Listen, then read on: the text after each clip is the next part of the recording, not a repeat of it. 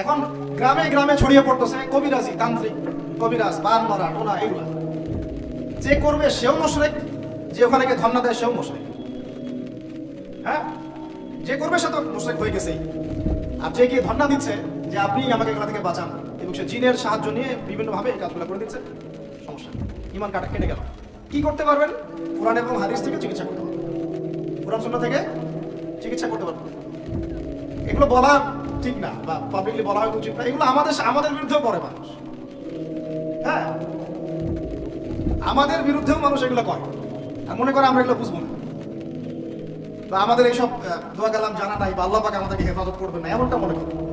আরে সমস্ত কাফেরকে যদি এক পাল্লা রাখা হয়, আল্লাহ পাকের সূরা ফাতিহাকে এক পাল্লা রাখা হয়, তুমি পারবা নাকি?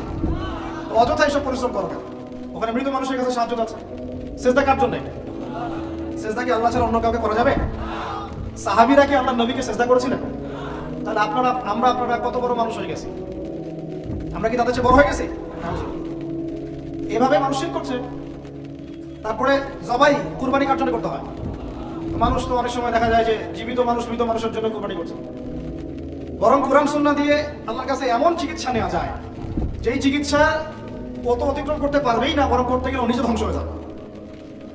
কোরআনের উপর যেতে পারবে? এগুলো দিন দিন বাড়তেছে। আমি আপনাদেরকে কিছু চিকিৎসা বলে দিই, এগুলো আমার কইলেন ইনশাআল্লাহ আল্লাহ পাক আপনাদেরকে হেফাজত করবেন ইনশাআল্লাহ। এক নাম্বার তো নামাজ তো অবশ্যই করবেন, পবিত্র থাকবেন ওযু অবস্থায়।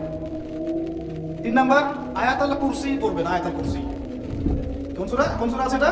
সূরা বাকারা 255 নম্বর আয়াতুল কুরসি। আর পড়বেন সূরা বাকারার শেষের 3 আয়াত, সূরা বাকারার শেষের 3 আয়াত। এর আগে সূরা ফাতিহা আছে, তারপরে পড়বেন সূরা ফালাক, নাস, ইখলাস, কাফিরুন। সূরা ফালাক, নাস, ইখলাস, কাফিরুন। পড়বেন সূরা জিনের প্রথম 10 আয়াত। কোন সূরা? সূরা জিনের প্রথম 10 আয়াত। পারলে পুরা সূরা ইয়াসিন, সূরা ইয়াসিন। তারপর সূরা সাফফাত এর প্রথম 10 আয়াত, এর সাথে সূরা কাহফের প্রথম 10 আয়াত। তারপরে সূরা তাহা, সূরা ইউনুস আর সূরা আরাফ। এই তিনটা সূরায় জাদু, বান, টোনার এগুলোর বিরুদ্ধে কিছু আয়াত আছে। যেমন قالوا يا موسى إما أن تلقي وإما أن نكون أول من ألقى قال بل ألقوا فإذا حبالهم وعصيهم يخيل إليه من سحرهم أنها تسعى فأوجس في نفسه خيفة موسى قلنا لا تخف إنك أنت الأعلى وألق ما يمينك تلقف ما صنعوا إنما صنعوا كيد ساحر ولا يفلح الساحر حيث أتى। মানে এগুলো অর্থ জানলে আপনারা বুঝবেন। এগুলো পড়লে এগুলো একদম লোহার তরবারি দিয়ে যেমন আঘাত করা হয়, এভাবে আঘাত করা হয়, সব শেষ হবে ইনশাআল্লাহ, ইনশাআল্লাহ। কেউ যদি এগুলোতে আসক্ত থাকেন, এটা শিরক। এটা কি? ওমর রাদিয়াল্লাহু আনহুর যুগে তিনি ফরমান জারি করেছিলেন, কেউ যদি জাদুবিদ্যার চর্চা করে তাকে হত্যা করবে, একদম গর্দান নামে কতল করে দিবে। এটা ইসলামিক লস। আমি ইসলামিক তো বললাম, ইসলামিক লস কায়েম করা এখন আমাদের পক্ষে সম্ভব, এখন সম্ভব না। যা ইচ্ছা করতে থাকো। এখন বিশ্বের মুসলমানদের রক্তের হোলি খেলায় মেতেছে, যেখানে মুসলমান সেখানেই নির্যাতন। আরব কান্ট্রিগুলোর মধ্যে, আফ্রিকার কান্ট্রিগুলো, যে কোনো জায়গাতে তাকান দেখবেন খালি মুসলমানদের উপর নির্যাতন। এর জন্য শুধু ওরা দায়ী নয়, এর জন্য আমরাও দায়ী। কেন নির্যাতন আসবে না? কেন আল্লাহর গজব আসবে না? কারণ নবী সাল্লাল্লাহু আলাইহি ওয়াসাল্লাম বলেই গিয়েছিলেন, শেষ জামানায় কাফের মুশরিকরা তোমাদেরকে এমন ভাবে আঁকড়ে ধরবে, ঘিরে ধরবে, যেন দস্তরখানায় সবাই খাবার খেতে বসেছে। মানে আমরা সবাই দস্তরখানায় খাবার খেতে বসে যেমন করে বসি একসাথে, ওই যুগে বলছিলেন ইয়া রাসূলুল্লাহ সাল্লাল্লাহু আলাইহি ওয়াসাল্লাম, আমরা কি ওই সময় সংখ্যায় কম হব? অবাক হয়েছিলেন তারা, কারণ ওই সময় তো ইসলামের বিজয়ের যুগ। আমাদের এইরকম অবস্থা হবে যেখানে আমরা 313 মিলে 1000 বদরে ঠেকাই দেই, 700 মিলে উহুদে 3000 ঠেকাই দেই, মুতাব যুদ্ধে আমরা কত 3000 নিয়ে 2 লাখকে ঠেকাই দেই। ওই মুসলমানদের এই অবস্থা হবে? সাহাবীরা বলছিলেন, অবাক হয়। তখন নবীজি বলছেন, হ্যাঁ তোমাদের অবস্থা এরকম হবে, তোমরা সংখ্যায় হবা সমুদ্রের ফেনার মতো। সমুদ্রের, দেখতে পাচ্ছেন এখন খালি নাম কেউ আসতে মুসলিম বাড়তেই আছে। সমুদ্রের ফেনার মতো। কিন্তু 2টা জিনিস তোমাদেরকে পেয়ে বসবে, এই 2টার কারণে এই পরিণতি তোমাদের হবে। এক নাম্বার হচ্ছে তোমাদের মধ্যে দুনিয়ার মহব্বত তোমাদেরকে পেয়ে বসবে, আর একটা ওয়াহান তোমাদেরকে ধরে ফেলবে। সাহাবী বলেন, ওয়াহান কি? নবীজি বলেন, তোমরা আল্লাহর পথে জীবন দিতে চাইবে না। এই ভয়, আল্লাহর পথে জীবন দেওয়ার ভয় তোমাদেরকে পেয়ে বসবে। এই 2টা যখন তোমাদেরকে পেয়ে বসবে, তখন এই কাফের, মুশরিক, মুনাফিক যারা আছে সবাই মিলে তোমাদেরকে একটা কচু কাটা করে ফেলবে। হয় না এখন এটা? শুধু এই যুগে না, প্রত্যেক যুগে যখনই মুসলমানদের উপর এই 2টা এসেছে, তখনই মুসলমানরা আক্রমণের শিকার হয়েছে। কখনো তাতারিদের হাতে, চেঙ্গিস খানের বংশধর মনে আছে, মঙ্গলরা, ওরা এসে মুসলমানদেরকে একদম কেটে ফেলে দিয়েছে। কতদিন 40 দিনের মধ্যে বাগদাদে ওরা মনে হয় প্রায় 10 থেকে 15 লক্ষ মানুষকে হত্যা করেছে, ওই তাতারিরা মুসলমানদেরকে, আব্বাসীয়দের সঙ্গে। এরকম হিস্ট্রি অনেক আছে। তারপরে যখন এই ফাতেমি সাম্রাজ্য চলছিল তখন ক্রুসেডাররা এসে মুসলমানদেরকে হত্যা করেছে। তারপরে আবার করেছে চেঙ্গিদের সময়, আইয়ুবীদের সময়, এমনকি মোগল সাম্রাজ্য। এর আগেও যখন দুনিয়া প্রীতি আর ওহান ঢুকে গিয়েছিল তখন দেখা গেছে যে মুসলমানদের মধ্যেই মারামারি চলতেছে। ওখান থেকে গিয়ে কর্ডোবা ইসলামী খেলাফত হচ্ছে। এগুলো হিস্ট্রি পড়বেন, ইতিহাস নিয়ে ইনশাআল্লাহ একদিন কথা হবে। আমার নিয়ত আছে আপনাদেরকে হিস্ট্রি শোনানোর, একদম আদম আলাইহিস সালাম থেকে শুরু করে এই পর্যন্ত যা যা হয়েছে ইসলামের ইতিহাসে একটা একটা করে ধারাবাহিক পর্ব আকারে আসবে ইনশাআল্লাহ। এতে করে খুব অল্প সময়, হয়তো 10 মিনিটের মাদ্রাসা এমন হতে পারে, 10 থেকে 15 মিনিটের মাদ্রাসা, এর মধ্যেই একটা একটা করে পড়বে, একটা একটা করে হিস্ট্রি আসবে ইনশাআল্লাহ। যদিও খুব টাফ এই কাজটা করা এবং এটার জন্য অনেক ইনভেস্টমেন্টের দরকার, আল্লাহ পাক যেন সহজ করে দেন। মূল কথাটা আমি বলছি যে যখন আমরা এভাবে দুনিয়া প্রেমে ঢুকে গিয়েছি এবং আল্লাহর পথ থেকে সরে আসছি, মার্কেটে হচ্ছে। এখন আমাকে বলেন তো দেখি, আমরা কি আমাদের অবস্থার উন্নতি চাই না? এতক্ষণ যা বুঝালাম এতে কি বুঝতে পারলেন যে দিন এখন শুধু একটা নিভু নিভু বাতির মতো জ্বলছে? গুটি কয়েক মানুষের মধ্যে হক সীমাবদ্ধ হয়ে যাচ্ছে। প্রবলেমগুলোকে আপনারা ফাইন্ড আউট করতে পারেন, প্রবলেমগুলো দেখেন। সারা বিশ্বে ইসলামিক কোনো খেলাফত আছে? ইসলামের কোনো ঐক্য আছে? একজন আমিরুল মুমিনিন আছে? একটা জামাআ আছে? একটা ইমারা আছে? আমাদের কি অর্থনৈতিক শক্তি আছে? ভিত্তিটা নাই। পুরো বিশ্বের রাজনৈতিক ক্ষমতাকে আমরা নিয়ন্ত্রণ করি না। পুরো বিশ্বের মিডিয়াগুলো কি আমাদের? এমনকি যেগুলোতে রেকর্ড করছেন যে ফোন আপনার হাতে, সেটাও তাদের। এটাও কাদের? তাদের। পুরো বিশ্বের যে ফিলোসফিক্যাল থটসগুলো আছে, দর্শন, এই দর্শনগুলো আমাদের চলছে না ওদের চলছে? এই যে নাস্তিকতা, কাদের দর্শন? আমাদের। এই যে সেকুলার কনসেপ্ট, কাদের দর্শন? আমাদের দর্শন। এই যে সো কল্ড ডেমোক্রেসি, কাদের দর্শন? আমাদের। এই যে ন্যাশনালিজমে আমরা ভুগছি, সবাই জাতি জাতি চিন্তা করি, মানে ওই ইয়েমেনে একটা মুসলমান মরলে আমার লাগে না। কেন লাগে না? ও তো ইয়েমেনি, আমি তো বাংলাদেশি। এই যে গোত্রিক বিভাজনটা আমরা করেছি ন্যাশনালিজমের মাধ্যমে, এতে করে ইউনিটিটা নষ্ট হয়ে গেছে। গোত্রে গোত্রে মানুষ থাকতে পারে, কিন্তু সবার মধ্যে একটা হৃদ্যতার বন্ড থাকতে হবে। এইটা ইসলাম দিয়েছিল। আনসার, মুহাজির, দুইটা আলাদা শব্দ না, দুইটা আলাদা বৈশিষ্ট্য, কিন্তু তারা কি আলাদা ছিলেন? একদম নিজের মায়ের পেটের ভাইয়ের চেয়ে বেশি, তাই না? এটা ইসলাম। আর আমরা যদি বলি আনসার এক গ্রুপ, মুহাজির আরেক গ্রুপ, আনসারকে মারলে আমার কি, আমি তো মুহাজির, মুহাজিরকে মারলে আমার কি, আমি তো আনসার। এই কনসেপ্টটা হচ্ছে একটা ন্যাশনালিজম কনসেপ্ট। চলছে, দিয়ে দিল ফরাসি বিপ্লবের পর থেকে, 1789 সালের পর থেকে এগুলো আসছে। 1789 থেকে শুরু করে 1914 পর্যন্ত এই সময়টাতে তারা বিশ্বটা দখল করেছে। কত সময়? 1789 থেকে 1914, এই যে সময়টুকু, এর মধ্যেই তারা বিশ্বটাকে দখল করেছে।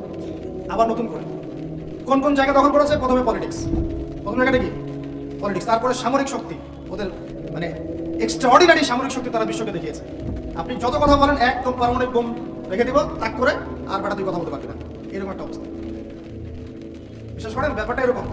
পুরো জাতি নিয়ে আপনি একটা ঐক্যবদ্ধ শক্তি করতে চান, একটা মিসাইল, পারমাণবিক মিসাইল এরকম রেখে দেবে, এই বাড়াবাড়ি করো না বেশি, একদম দিব লঞ্চ করে, বাস আপনি চুপ, একদম চুপ।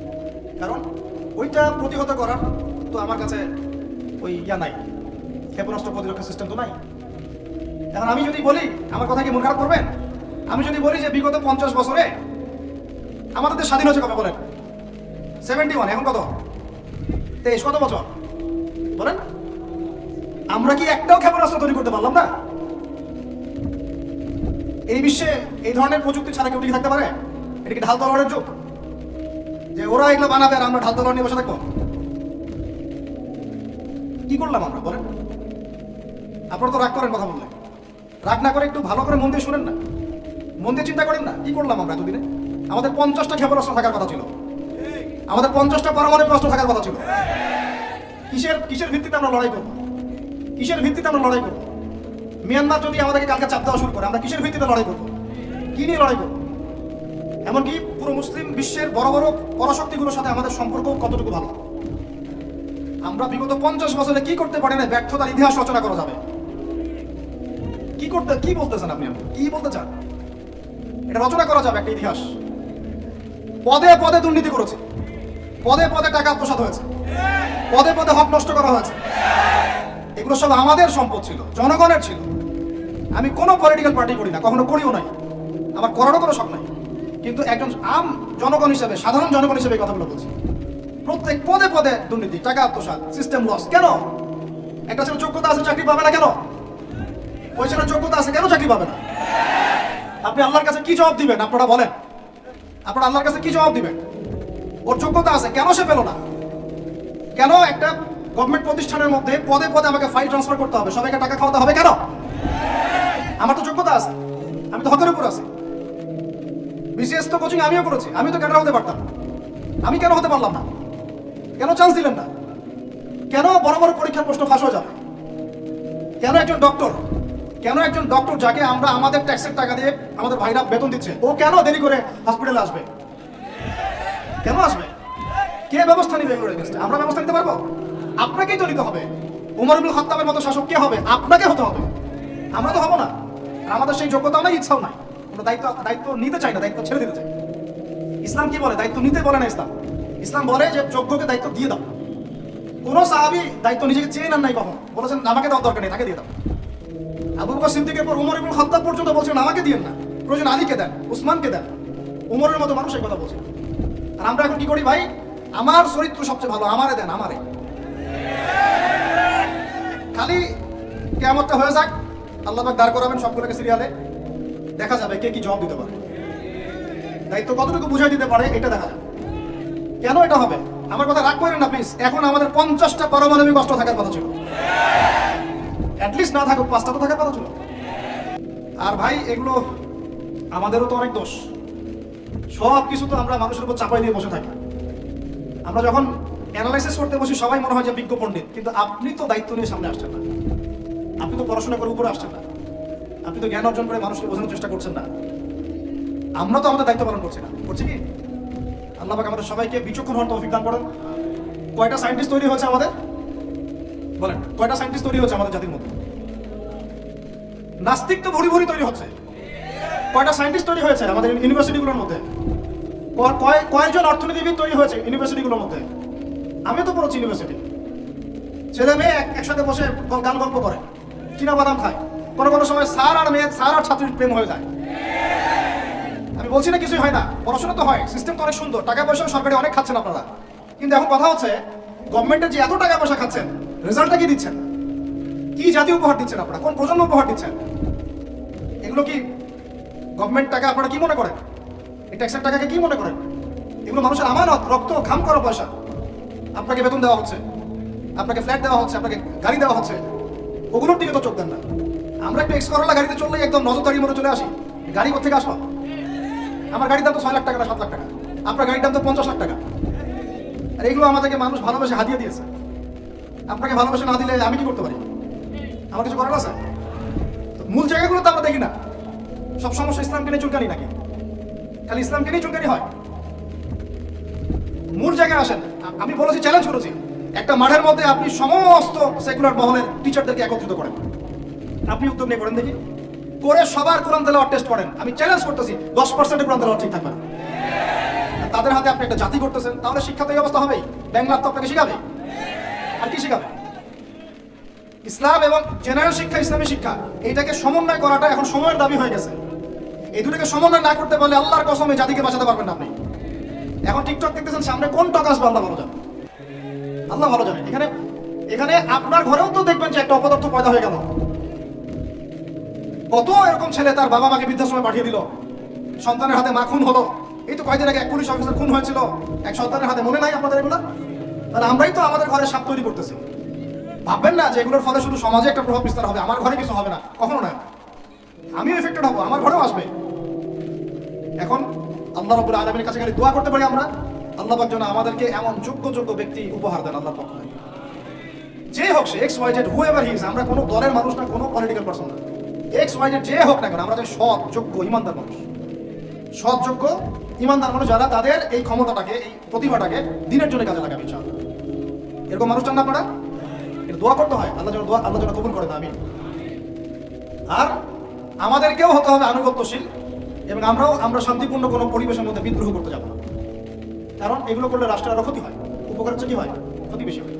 আমরা দোয়া করবো, চেষ্টা চালাবো, আল্লাহ রাব্বুল আলামিনের কাছে মুজাহাদা চালিয়ে যাবো, এবং আমরা গঠনমূলক সমালোচনার মধ্য দিয়ে আমরা তাদের কাজের পজিটিভ নেগেটিভ বিষয়গুলো উপস্থাপন করতে পারি। এরপর যদি তারা দাওয়াত কবুল না করে, তাদের কবর তাদের, আপনার আমার কবর আমাদের। লাকুম দীনুকুম ওয়ালিয়া দীন। ব্যাস, এটা আমাদের দায়িত্ব। এখন আমার কথাটা আমি গুছিয়ে নিব, কনক্লুশনের দিকে একটু আমার দিকে মনোযোগ দেন। আর শেষে গিয়ে আমি আপনাদেরকে 5টা প্রশ্ন করবো। কয়টা ভাই? সেরা 5 জন, যে 5 জন অ্যান্সার দিতে পারবেন তাদের জন্য আমি হাদিয়া নিয়ে আসছি। 5টা বই আমি আমার পক্ষ থেকে উপহার দেবো ইনশাআল্লাহ। ঠিক আছে, এই যে লেকচারটা দিয়েছি এর উপরেই 5টা প্রশ্ন হবে ইনশাআল্লাহ। দেখবো কে কতটুকু লেকচার শুনেছেন। কনক্লুশনটা এখন শুনেন। পুরো বিশ্বের প্রেক্ষাপটটা এখন আমাদের অনুকূলে না। আমার সাথে বলেন তো কি বললাম? পুরো বিশ্বের প্রেক্ষাপটটা আমাদের অনুকূলে না। বিশ্বের বড় বড় সেক্টরগুলো মনে রাখবেন, বড় বড় সেক্টরগুলো হচ্ছে 1 রাজনীতি, 2 ভূ রাজনীতি, 3 অর্থনীতি, 4 সংস্কৃতি, 5 শিক্ষা এবং 6 প্রযুক্তি। কটা বললাম? এই প্রতিটা বিষয় এখন আমরা নিয়ন্ত্রণ করি না, এটাই বাস্তব, এটাই সত্য। এখন মাঝখানে একটা প্রজন্ম দরকার। আমরা যদি আল্লাহর কবুলিয়ত পাই, হয়তো আমরা যদি এই সময়টা পেয়ে যাই। যদি আমরা না পাই, আমাদের ফিউচার জেনারেশন, যদি তারা না পায় তাদের ফিউচার জেনারেশন, এভাবে হয়তো চলতে থাকবে। কখন সেই প্রজন্ম আসবে আর কোন বৈশিষ্ট্য তাদের থাকবে? এর আগে আমি জাস্ট আপনাদেরকে 2টা আয়াত শোনাচ্ছি। 1, আল্লাহ পাক বলছেন ইন তানসুরুল্লাহ ইয়ানসুরকুম, সূরা মুহাম্মাদে আছে, তোমরা যদি আল্লাহকে সাহায্য করো আল্লাহ তোমাদেরকে সাহায্য করবে। আমার সাথে বলেন, তোমরা যদি আল্লাহকে সাহায্য করো আল্লাহ তোমাদেরকে সাহায্য করবে। মানে আল্লাহর কি সাহায্যের দরকার আছে? তোমরা আল্লাহকে সাহায্য করো বলতে তোমরা যদি আল্লাহর দ্বীনকে সাহায্য করো, তোমরা যদি আল্লাহর দ্বীনকে সাহায্য করো আল্লাহ তোমাদেরকে সাহায্য করবেন। ওই ইউসাব্বিত আকদামাকুম, তোমাদের পা আল্লাহ পাক শক্ত করে দিবেন ইনশাআল্লাহ। একটা। 2 নাম্বার, ইন্নাল্লাহা লা ইউগাইয়িরু মা বিকওমিন হাত্তা ইউগাইয়িরু মা বিআনফুসিহিম, আল্লাহ পাক কোনো কওমের কোনো জাতির অবস্থা ততক্ষণ পর্যন্ত পরিবর্তন করেন না, সংশোধন করেন না, যতক্ষণ তারা নিজেরাই নিজেদের অবস্থা পরিবর্তনের চেষ্টা না করে। আয়াত তো পরিষ্কার। এখন তৈরন আবাবিল আসবে না, পাথর নিক্ষেপ করবে না, এটা সেই যুগ না। এটা আবরাহার যুগ না যে হস্তি বাহিনীকে ধ্বংস করার জন্য তৈরন আবাবিল আসবে, এটা সেই যুগ নয়। এখন আবাবিল আপনাকেই হতে হবে, আমাকেই হতে হবে। কথা কি বুঝতে পারছেন?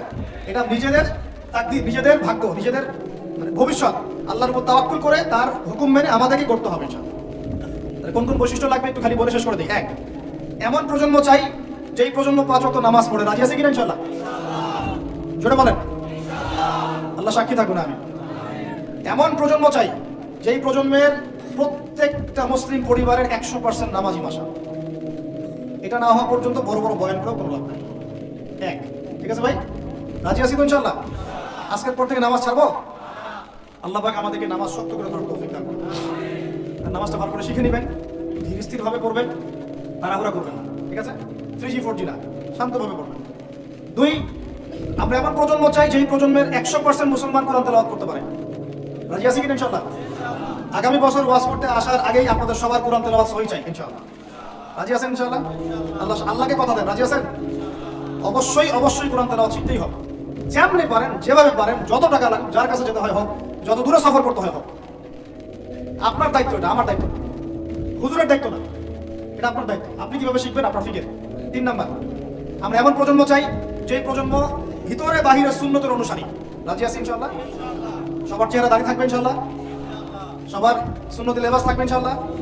সুন্নতের আমল থাকবে ইনশাআল্লাহ? সুন্নতের জিন্দেগি বই পাওয়া যায়, কিনবেন, প্রত্যেকটা কাজের সুন্নত দেখে নেবেন। ঠিক আছে ভাই? প্রত্যেকটা কাজের সুন্নত আমল করার চেষ্টা করবো, আল্লাহ পাক তৌফিক দান করবেন। আমি শেষ করে দিচ্ছি, মনোযোগ ধরে রাখেন আর 5 মিনিট। 4 নাম্বার, এমন প্রজন্ম চাই যেই প্রজন্ম কোশ্চিনকালে হারাম খাবে না। রাজি আছি ইনশাআল্লাহ? হারাম খাবো, সুদ খাবো, ঘুষ খাবো, দুর্নীতি করবো, মানুষের সম্পদ আত্মসাৎ করবো, অন্যায়ভাবে আমরা মানুষকে ঠকাবো? আল্লাহ পাক আমাদেরকে বোঝার তৌফিক দান করুন। 5, এমন পরিবার চাই যেই পরিবার হবে পুরোপুরি ইসলামিক পরিবার। রাজি আছেন ইনশাআল্লাহ? আল্লাহ কবুল করুন, আমিন। এই জায়গা থেকে আপনাদেরকে একটা নসিহত করি যুবকদেরকে, বেশিরভাগই তো অবিবাহিত নাকি? কি দুঃখ, কি কষ্ট। একটা কাজ করবেন, আগে একটা ছোটখাটো হালাল রিজিকের ব্যবস্থা করবেন, তারপরে বিয়ে শাদী। হালাল রিজিকের ব্যবস্থা না কইরা বিয়ে শাদী করতে যায় না, নিজের মান সম্মান গায়রত বলে কিছু থাকবে না। ঠিক আছে ভাই? আর যে বলছি, ভুলেও বেদিন কোনো মেয়েকে বিয়ে করতে যায় না। দিনদার মেয়ে খুঁজবেন, আর দিনদার মেয়ে তো বাইরে সার্টিফিকেট লেবাস দেখে বোঝা যাবে না আসলে। এটা আপনাকে খোঁজ খবর নিতে হবে, দেখতে হবে তার পরিবার কেমন, ব্যাকগ্রাউন্ড কেমন, মা কেমন, ইত্যাদি ইত্যাদি, তার কোয়ালিফিকেশন কেমন, এবং পাত্রী দেখেও নেবেন। পাশাপাশি আল্লাহর কাছে দোয়া করতে হবে বেশি করে। কি করতে হবে? স্ত্রী খাদিজার মতো হতে পারে, আবার নূহ আলাইহিস সালামের স্ত্রীর মতো হতে পারে। বুঝেন পার্থক্য? বোঝেন? খাদিজা রাদিয়াল্লাহু আনহা মানে কি? এমন একজন মহিয়সী নারী যে একজন মহাপুরুষের পিছনে সাপোর্ট দিচ্ছেন। সুবহানাল্লাহ, কি সাপোর্টটা দিয়েছেন দেন নাই নবী সাল্লাল্লাহু আলাইহি ওয়াসাল্লামকে পুরো নবুয়তের জীবনে। এটাও হতে পারে তাকদীরে। আবার নূহ আলাইহিস সালামের স্ত্রী, মনে আছে? লূত আলাইহিস সালামের স্ত্রী, তারা দুজন নবী, তারা দুজন জান্নাতি, তাদের স্ত্রীরা হবে জাহান্নামী। বলেন নাউজুবিল্লাহ। এই জন্য তাকদীর কার হাতে? বাস আল্লাহর কাছেই বারবার ইস্তেখারা করে করে করে চেয়ে নিতে হবে, আল্লাহ আমাকে এমন একজন নেককার স্ত্রী দান করুন যিনি আমাকে আপনার পথে চলতে সাপোর্টিং হ্যান্ড হবে, আমাকে পিছন থেকে বুস্ট আপ করবে। আচ্ছা ইনশাআল্লাহ ফ্যামিলি নিয়ে বিয়ে শাদী নিয়ে আরেকদিন ওয়াজ হবে ইনশাআল্লাহ।